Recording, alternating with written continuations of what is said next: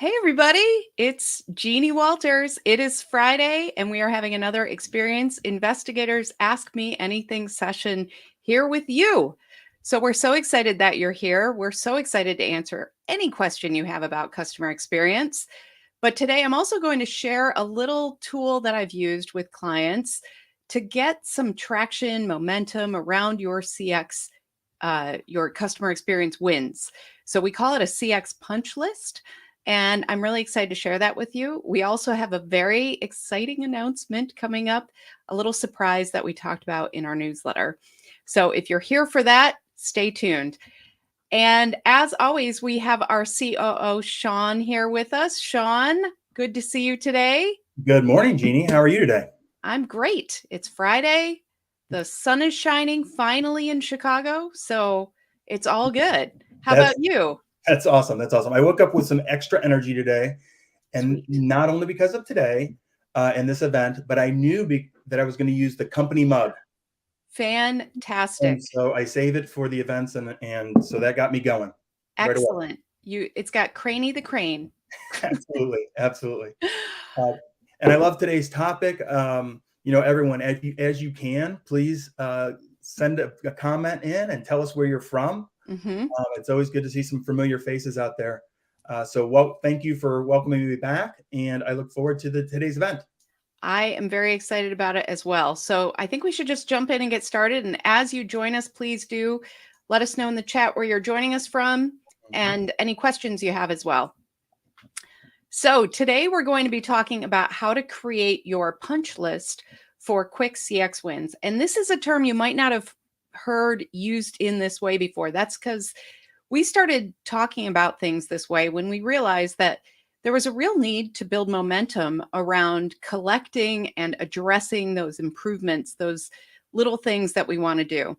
And so as we started discovering how useful this could be, we started just putting it in our toolkit, like all the many things that we have to help our clients achieve more and create fewer ruined days for their customers. So, for those of you who don't know me, my name is Jeannie Walters. I'm founder and CEO of a company called Experience Investigators, where our mission is to create fewer ruined days for customers. And we do that by educating and empowering CX leaders just like you. Even if you don't have customer experience in your title, if you care enough to show up and be here and learn, then you are one of our people. You are a CX change agent.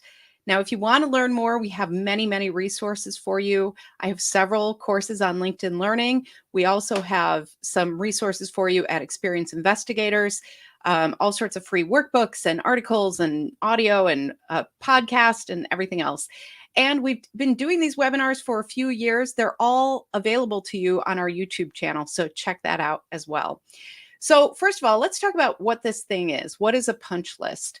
Well, often during construction, there tends to be that final walkthrough, right? Where you walk through with whoever built the house or the building, and you literally walk around and start making note of the little things that maybe you want addressed. Sometimes what happens is everything's perfect, but then they move things around and scuff a wall, right? So it needs to be retouched with paint. Or maybe one of the light fixtures is just a little off and needs to be straightened. Those types of little issues get collected on something called a punch list. And the idea is that you have this opportunity to say, hey, help me fix these little things before we sign off completely on ownership. The bulk of the list usually ends up to be kind of small to medium issues. And so when we think about it that way, this is pretty much what it looks like in that construction example. You might see things like, are there any visible tape joints not properly sanded or missing paint? So in this example, they're actually going through and asking those questions and looking for things. Now, when we talk about it in customer experience terms, the reason we started using this is because sometimes customer experience, as much as we want this to be, is not as an intentional and well-designed program from the beginning. Sometimes things are done in almost an ad hoc way, and people start collecting those items that they want to fix, but there's no organization to it, and some of those things might feel kind of small. We might say, well, yeah, there's a typo, but that we've got too many things to worry about right now. And what tends to happen is we relegate those items to the someday pile. And worse yet, we relegate them to the someday for someone else pile. And if we don't really take the opportunity to look at those small items that make a difference, then we're missing opportunities for quick wins. Because if we focus on these things, we're going to help customers achieve their goal and feel better about their experience. So that's what we're here to do. So, what if we could break this cycle of the someday someone else period and really focus on it as if it's a punch list, as if we're just going through and saying, we are going to address these small items. So, first of all, I want to talk about why this is so important. These are the three things I want you to consider as you're considering your own punch list. What are those little things that you're noticing? Maybe you don't know exactly where to put them or who's accountable for them. But if we think about the why, which is where we always encourage you to start, we want to think about what is it that this will help our customers and our organization with. And the first thing is customers need to complete their task. So if you see little things that are obstacles to that, that should be a priority for you, even if it feels like a small thing to fix. The number two thing is customers won't wait for you to get it right. They're showing this time and again right now. Our expectations around time are really speeding up. Customers want things fixed now. In fact, they want them fixed yesterday. So how can this help actually address that need as well? And what I've learned is that when we talk to different teams about this, many of them say, you know what, we know that's broken. We know that there are certain things that aren't working as well as we want them to. We know that those little things around communication or utility or all those things aren't really where we would expect them to be. But gosh, we're going to get to that later. If your employees know that things are wrong, we need to give them a place to put those observations where it will be addressed.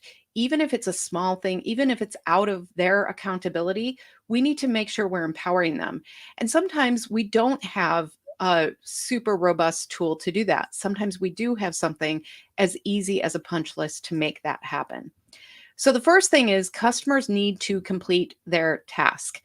Just addressing shopping cart abandonment. Think about that. According to Statista, is that how you say it? You'll correct me if I'm wrong. The average abandonment rate for online shopping carts is 88.1%. So if you look at that specific part of the journey, what are some of those small tweaks you could make? But really, this is about helping the customer complete their task. If you have a list of things you want to fix, if one of those things will actually help them get through barriers, remove obstacles, make it easier for the customer to complete the task that they're there to do, then we want to make sure that we are really putting that higher in the priority list for the punch list. The other thing, customers won't wait for you to get it right. In fact, not only will they not wait for you, they will shop elsewhere. They will go somewhere else because they're not going to wait around for it, frankly. 90% of customers expect an immediate response to customer service issues.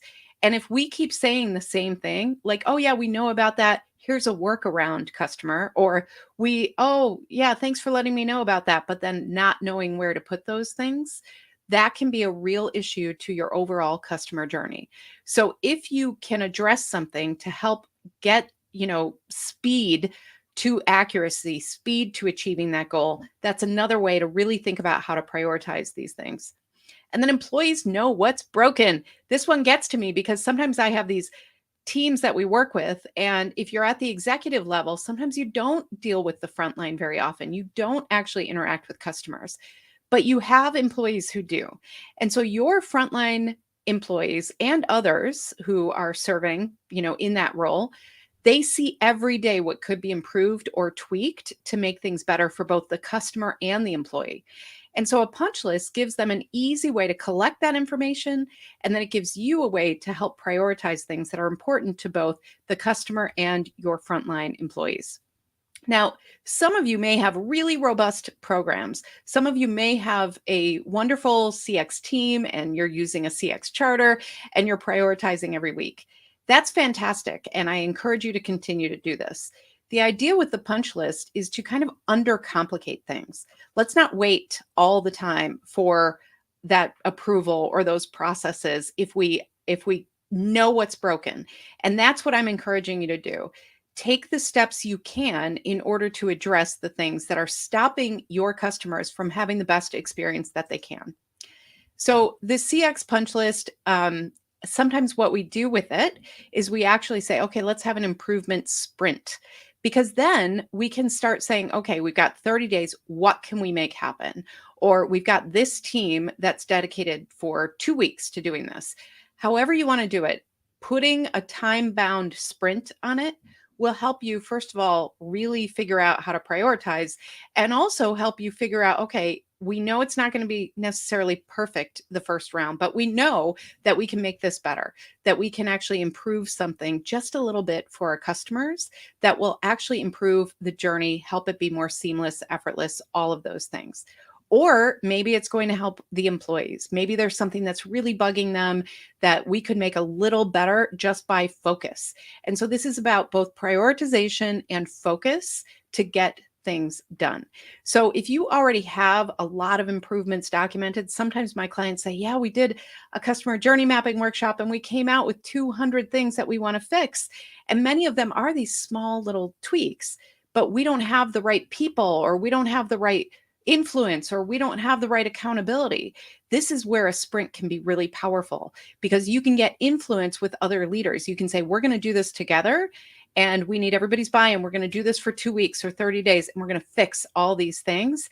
You'll really see some momentum happen, and people will really understand that, you know what, it might feel like a typo is no big deal, but if we can actually correct it for the customer, that will make everybody in the organization feel that much better. There's a lot of pride when you correct these things as well. So it can be really exciting. So this is a simple matrix that we use for prioritization sometimes. You want to think about the impact of the change. And that's where going back to those questions of, are we going to help them achieve a goal? Are we going to help employees, those frontline employees? All of those questions that you use to really address those priorities. So ask about the impact, and then ask yourself, how feasible is this? If you have a sprint, if you have that time-bound category, what you want to do is start thinking, is this realistic in 30 days? If it's not, sometimes we can kind of format the actual item on the punch list. And what I mean by that is, maybe we want to solve a communication issue that we're having. Maybe certain emails aren't getting out or something like that. Well, when we look at it, we say, oh, wow, what this is actually about is our permission terms and conditions, all sorts of things. We're going to have to get legal involved. We're going to have to get all these different groups involved. Well, that might not happen in 30 days. Let's be realistic. If you're at a large company, sometimes that's hard to do. So you say, okay, well, we're not going to solve that problem. But what we will do in 30 days is create the project, define the project, make the business case, and have a reason to go meet with legal in that 30 days so that we can get approval in 60 days, so we can make this change within that 60-day time frame. So sometimes you are kind of looking beyond that sprint, but you still want to define what you will accomplish in that sprint and how this is part of really making the entire experience better. So the other thing I like about this matrix is, if you identify a bunch of things that are low impact, low feasibility, these are things that customers may or may not care about, and really it's going to take so much effort and resources and budget that you know that it's just, oh gosh, we're not there yet. If you have things in that quadrant, you can basically say, okay, that's on the someday list. We're not going to worry about that right now. But if you see the high impact, high feasibility in the upper right quadrant there, that's what you want to look at. You want to look at, how can we actually address all of these things that will have an impact for our customers? And how can we get it done quickly and accurately in the time that we have? So I love this idea of making it a sprint, because again, a lot of the role of CX leaders is influence. We have to influence other leaders. We have to get other teams involved. And sometimes that's not easy. Sometimes we are not put in a position to succeed. And so, excuse me. So what I like about the sprint is, again, you can define it as something that everybody gets behind. It's kind of like when marketing has a big campaign and they say, okay, everybody, this is the timeline of the campaign. Get behind it, get excited, these are the outcomes we're looking for. Even if you're not in marketing, if you're aware of that, you might get really into it. You might be willing to help. The same idea is around this sprint. I've also seen organizations who actually create this as a bit more of a campaign. So if your CEO has recently said, we want to be as seamless as possible, you can kind of label it that way. Say, we're going to have a seamless experience sprint. And here's what it looks like. And here's what we're going to do. And everybody's involved. And this is about fast, being scrappy, getting stuff done. And then at the end of this, you are going to have a whole list of things that you accomplished as a CX leader. And this is really important today when we are looking at what's happening with economies and different, corporate environments. There's a lot of anxiety out there.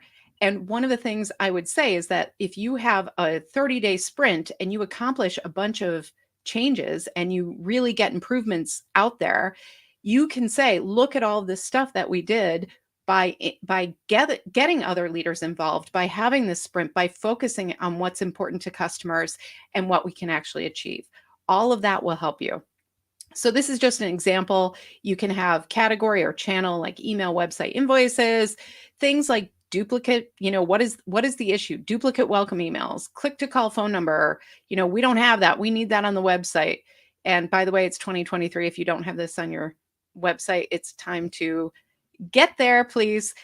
Spelling and grammar, customer service phone number, all these different things. We want to make sure that we're being really clear about what is it we're trying to do, but keep it simple. Keep it simple. So these are some of the wins you might have. So let's say we stopped the duplicate mailing. We got the click to call phone number on the mobile homepage. We corrected the typo on invoices. And I know that sounds kind of silly because it seems like such an easy thing, but with all the systems that we use, sometimes that's a bigger deal than we think it is. And so we actually just don't do it. So little things like that sometimes just get procrastinated until they never get done. And so that's why I'm encouraging you, look at those things and say, what can we fix? Provide the customer service number on delivery forms, create a template for problem order emails from account reps. Little things that can make a big difference to both the consistency that your customers experience, the journey, and helping them, again, achieve their goal. So why is this important? We want customers to complete their task. Customers won't wait for us, and our employees know what's broken, and we can make it better for them as well. So this is really not about making huge, dramatic impacts. You will find some big things. You will discover what should be a priority. You'll fix a small thing and realize there is something to correct upstream that makes everyone's lives easier. All of those things will happen. This isn't necessarily we're going to have a perfect list and achieve everything. This is about momentum and action and influence and buy-in. We want to get people involved. We want to have that momentum and we want to have those quick wins. This is just a way to do it in a really simple, straightforward way that will get you results, which is why I love it. All right. We're about to go into questions, but I know that some of you are on our newsletter list and all these different things that we've been talking about. We have a couple announcements today that I'm really excited about. So I'm going to jump in because if you have questions about these, we'll tackle that in our discussion as well. So the first thing is, some of you might already know about this, but we have a 21-day CX challenge that's been out there for a while. It's very popular and we haven't mentioned it in a while. So I thought I'd give this to you here. Couple ways to sign up. 10 minutes a day. So if you're working on something like a sprint, or if you're working on establishing a CX program, anything, anywhere you are, this is a way to just keep CX and actions in front of you. We get a lot of great feedback on this, so I hope you enjoy it as well. And you can sign up a couple different ways. One is using your mobile phone. You can scan that QR code. You can also text the word experience to 66866, or you can go to bit.ly/21-day CX challenge. So lots of different ways for you to sign up. Just wanted to throw that in there because we have heard that we haven't talked about it in a while. So we wanted to mention that. Here's the big one. Ready? We're really excited about this because we get a lot of feedback that we have all these tools, we have all these workbooks, we do these workshops, but it's a lot. It's a lot of different things. And so if you're starting, if you're developing, if you're evolving as a CX leader, that can be challenging. And so what we wanted to do was provide a space where we could share our guidebooks, our curriculums, things like that that we use with clients all over the world in a way that you can use this in the best way for you as a CX leader.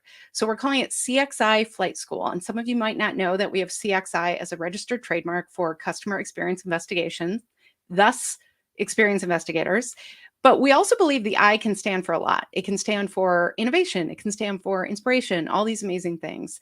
And so when we are looking at, how do we guide our clients when we're working one-on-one, when we're working in these small teams, one of the things that comes up for us is that we have, it is a guidance program, really. It's about empowering you.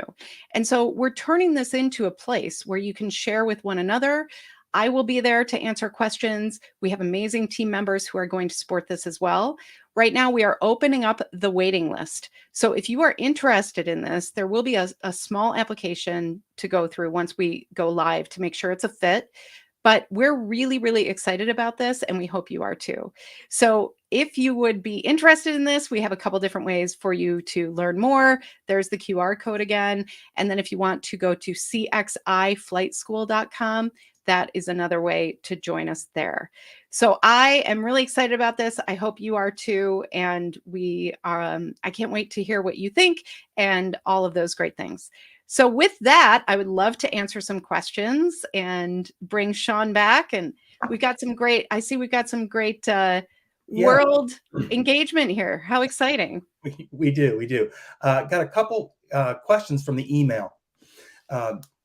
For a CX punch list, what type of categories should be on it? And should we be tackling one or two categories at a time? Yeah, all of that. Okay. I think the categories are really up to you. Like what, we showed you how you can do it by channel. You can say email, website, contact center, all sorts of different things. But sometimes we only have influence over certain areas of the journey. So that's another way to think about it. Where can we make those changes? Where can we actually really, influence beyond just our little world? And so sometimes we have to focus on where we can make those changes for the actual punch list and for the sprint, especially. Great. One more from email. How do you go about assigning tasks for your CX punch list? Well, this is where influence comes in. So I've seen this done a couple different ways where we are, sometimes you kind of get that buy-in before you start the sprint. So what you say is, wow, we found a bunch of things in email, or we're hearing from customers about a certain part of the journey. We need to go to that team and say, we want to do this with you, and we've got a tool that will really help us. We're here to support you. We're going to give you the insights that you need and the data from the customers, the feedback, so that we can help prioritize. So you start there, and then you say, we're going to do this together. And then here's the time that we're looking at. So that's one way.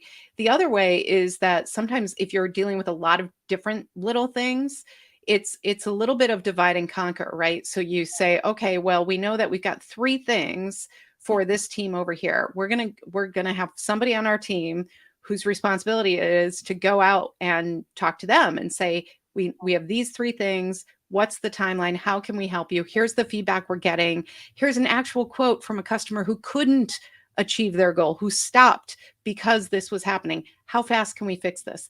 So it really is about building this idea of, we're going to do this quickly and efficiently and not complicate it. So that's kind of the message, and that's kind of the vibe of this. But assignments, it's really about your organization. If you can get your executive sponsor involved, even better, because then they can say to the rest of the C-suite or the rest of the leaders, you know what, we're going to do this for the next 30 days. And then those leaders know what's happening as well. So really think about influence as you approach this, and think about, what can you do in the beginning? How can you set up the front end so that as assignments are happening, it's not like out of nowhere. It's something that they're already aware of and buying into. Great. Awesome answer. And helpful. We have one more from email. And this one is kind of an order question. What should come first? Your journey mapping, customer journey mapping, or your CX punch list? Good question. I guess it depends on where you are in the organization as well, and kind of your own CX journey. Sometimes when we talk about journey mapping, we make it kind of a thing, like a one-time thing. Journey mapping is a tool just like anything else. So when you're looking at how to approach your customer experience strategy, how do you really get the tools that are necessary? You want to think about what would be most impactful. Sometimes you don't have enough buy-in, enough budget, enough time, whatever it is, to really tackle customer journey mapping, but you know that you can start a punch list. Go ahead and start there. There's no harm in that. The other side of this is that sometimes the result of a journey mapping exercise is that you come out with a whole laundry list of things. And the punch list can actually help you both with the prioritization of that, as well as just kind of checking things off that list. So they're definitely complementary tools, and it's really up to you how to approach this based on your strategy, your outcomes, and your goals. And I see there we've got the link up for our journey mapping workbook. That is one of our most popular guides. So feel free to check that out as well. Awesome. Awesome. This isn't so much of a question as a comment from Christopher. Love it. So that we can discuss this a little bit. Because he's Yeah. actually now on Sprint 32. Fantastic. This is what I'm talking about. Yeah. And Christopher is, one of the pros that we see a lot of, and we're always happy to see him here. But I think looking at, the fact that this is ongoing is really important. And I think that this is a great example. So on Sprint 32, so much gets achieved and celebrated at reviews and enables us to embrace continuous improvement. I love this. And this is one of those things that you can just do again and again and again. It's not necessarily something that you say, okay, we did the sprint, check. You can also do it in a whole bunch of different ways. You can do it by team. You can do it by product. You can do it by parts of the journey. You can do it by, we want to achieve a certain goal. So we're going to focus on those points in the journey that will help us achieve that goal. So many different ways to do it. I love that you're on 32, Christopher. Congratulations. That's amazing. And that shows that people are seeing the value in this too. So I'm curious if you want to share with us, like, what are some of the ways that the celebrations happen? Have you had any great examples of that? Because sometimes people get really creative there too. Awesome. And really, I wanted to highlight a few folks that I'm starting to get some familiar faces. So we've got Mark from Wisconsin joining us. We've got Jessica from California, Rita from Indianapolis, which I was just there last week, Nadia from South Africa, and Alton from Turkey. Oh, fantastic. Well, we're always so happy to see everybody. And this is why we do this, because we know that there are CX leaders out there who are, you all are doing the work. You're all in it, and you're the types of leaders that we want to support, because there are so many ways to do this, right? Like, there's no perfect formula for customer experience. And the whole reason that we call ourselves experience investigators is because we really believe that it always starts with that. It starts with investigation. What are we trying to do? What are the goals we're trying to achieve? What are the customers already telling us? What do our leaders care about? We need to really think about all of those things. And so the punch list idea really came out of, working with leaders just like you, who had to deal with a lot of different priorities, a lot of different pressures and challenges. A lot of people are doing customer experience kind of on the side of their desk, right? It's not their full-time role. And so all of these tools that we have and that we go over in webinars like this is really to help empower you in the best way we can. So I just want to thank you all for being here week after week, month after month. It's been, this is, I think, year 3 that we've been doing these webinars. Oh, that's great. It's great to be part of it. Can we get time for one more question? Sure, absolutely. One last question here from Carla. Tell us more about how to structure the sprint. Is it a quick meeting reviewing the list together? Good question. So again, this kind of, I would say, what happens before the sprint. So we want to look at, did you just have a journey mapping session and you have that list, that crazy list of outcomes? Or have you just been kind of collecting these as they happen in a very ad hoc way? Or are people making change all over and it's not centralized? you want to think about what is the problem that you're trying to solve with a sprint like this. Sometimes it's simply, gosh, we have a whole list of things to do and we need to just get them done.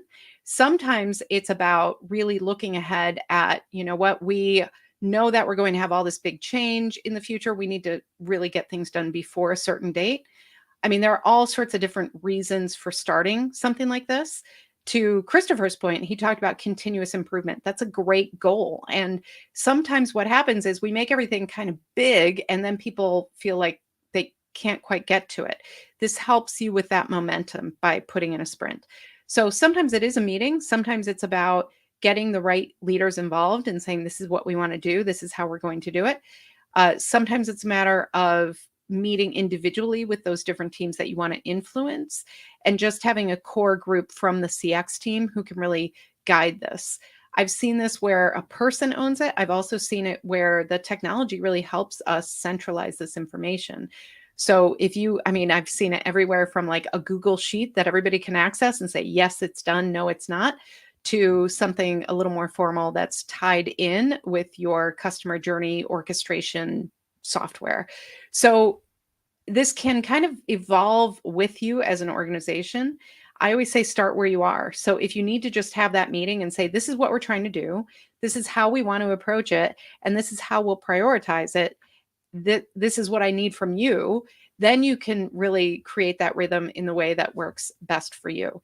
But what I love about this is that it does kind of simplify a lot of the tools, a lot of the feedback, a lot of the things that happen when you're running a really robust customer experience program.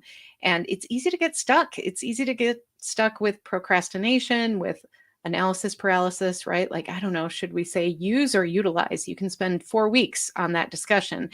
And when you have this deadline and when you have a punch list that you'll revisit again. Like, let's say you make a change and customers don't like it.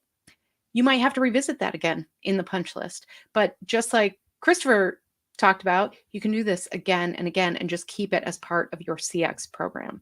So that's what I love about it. And I think that I know that anybody here who's learning about this could lead something like that as well. Awesome. Great. Well, those are all the questions. I do want to make another comment about how excited I am about the flight school. I know, Yeah. the internal team's been working on it, and I'm excited to see how the community reacts to that, because I think it's going to be great. Yes, I am very, very excited about it as well. And I think one of the things that we've been asked for that we haven't always been able to deliver, just like we're talking about with the punch list, sometimes we don't have the time, right? We don't, like, I get so many requests to just check in with people, and we just don't have that in our schedule right now because of all the work we're doing with leaders and CX teams. And so I'm really excited to provide a way to really just connect with more leaders and help all of you connect with one another and learn as well. So we're very excited about it. I know there are different options out there. This is really something that we're dedicated to making sure that we evolve and change as well. So we have a bunch of best practices in there, believe it or not, when it comes to customer experience and gathering feedback and responding and all of those things. So we really hope you'll join us. It's going to be very exciting. We will evolve with you. And I think that we have some other things cooking too, which are pretty exciting, which are part of that. So it's going to be a fun ride. So I hope you will join us. Absolutely. Excellent. Well, I'm going to put that slide up one more time here, where if you want to, join us, you can by signing up at CXIFlightschool.com or with the QR code or whatever works for you. We are here for you. So thank you so much for joining us. And just a reminder, we have this podcast. It's like an old school call-in radio show. I answer your questions. We've had questions from Ghana to Chicago to everywhere in between. And it's really exciting because some of the questions are not things that we've talked about before. And so I'm very curious, what are you struggling with? How can we help? So you go to speakpipe.com/experience action. You leave me a quick voicemail. Feel free to let me know your name and where you're from. I know Christopher's left me one and has been on the show, and some other folks as well. So feel free to let me know that. If you don't want to, if you want to be anonymous, that's okay too. We've had that too. But leave me questions there, and then I answer them in a short episode of experience action. We're having a lot of fun with it. It's getting some really nice feedback and traction. So again, if you have questions, we're here for you. Go ahead and use that voicemail to let me know. But as always, I'm so thrilled that you're here with us. Feel free to reach out. Feel free to connect on LinkedIn Learning.